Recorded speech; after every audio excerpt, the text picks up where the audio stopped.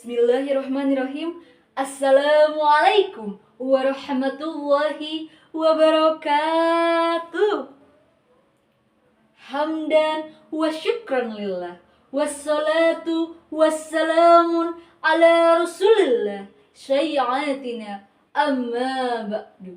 Fa'udzu billahi minasyaitonir rajim. Bismillahirrahmanirrahim. Dewan juri yang saya hormati dan rekan-rekan yang saya banggakan. Sebelum kita mulai, kita berpantun terlebih dahulu ya. Ayo kita berpantun, tolong bilang cakep ya. Pergi jalan-jalan ke kebun binatang, tidak lupa membawa nasi. Banyak orang berhutang hingga pinjol jadi solusi.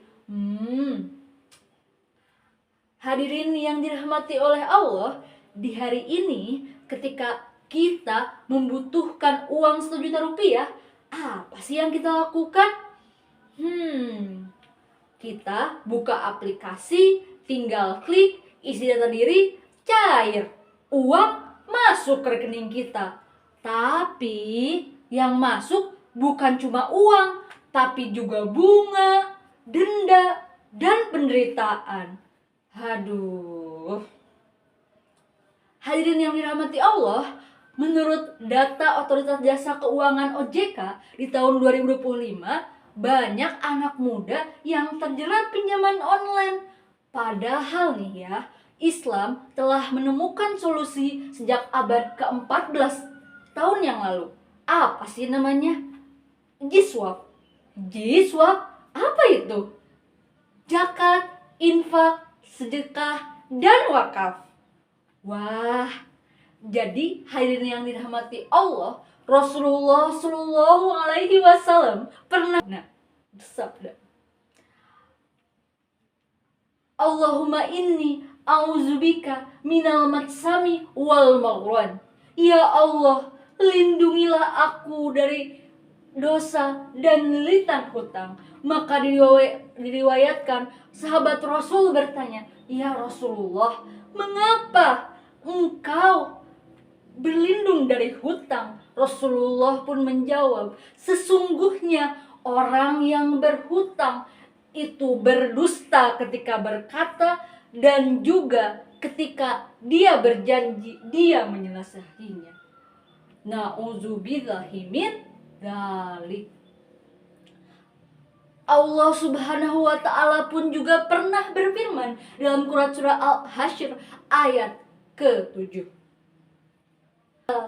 A'udzu billahi minasyaitonir rajim. Bismillahirrahmanirrahim.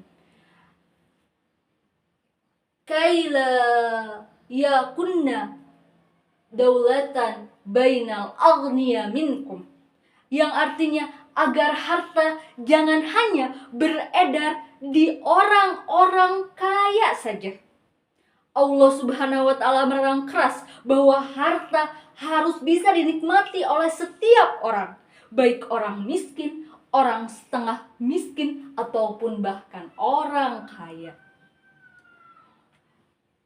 Dengan metode inilah jiswap menjadi salah satu cara agar umat bisa tetap mandiri dan juga sejahtera. Hadirin yang dirahmati Allah, mungkin kita hanya menganggap bahwa jiswap hanya tentang zakat yang memberi bantuan, sedekah yang artinya memberi uang, dan wakaf hanya dibayarkan untuk membangun masjid. Tapi bayangkan, jika ada satu orang pedagang kecil saja yang dimana dia sangat membutuhkan bantuan, dari 100 orang kita kumpulkan 100.000, maka terkumpul 10 juta yang nantinya dia dapat mencukupi kebutuhan hidupnya, anaknya bisa sekolah, kemudian dia sendiri pun bahkan bisa memperdayakan orang lain. Maka disinilah disimpulkan bahwa pinjol itu hanya menambah hutang, sedangkan jiswap membantu orang berdiri lebih tegak.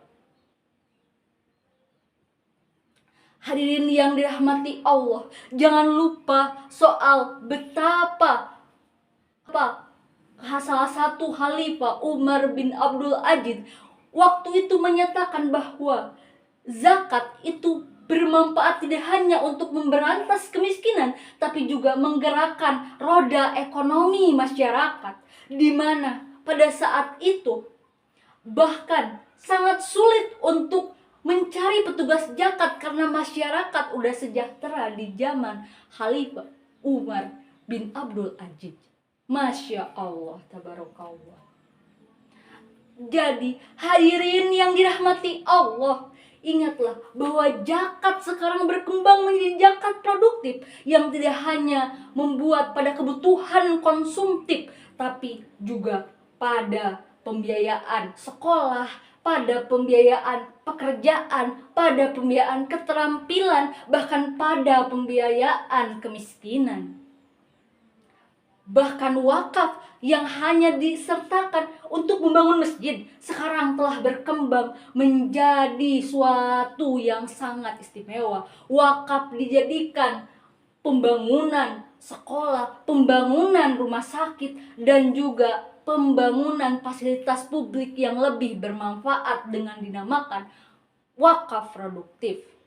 Zakat produktif, wakaf produktif, inilah yang menjadikan bahwa Jiswab merupakan penyelamat umat dari pinjol sekaligus membangun kemandirian umat.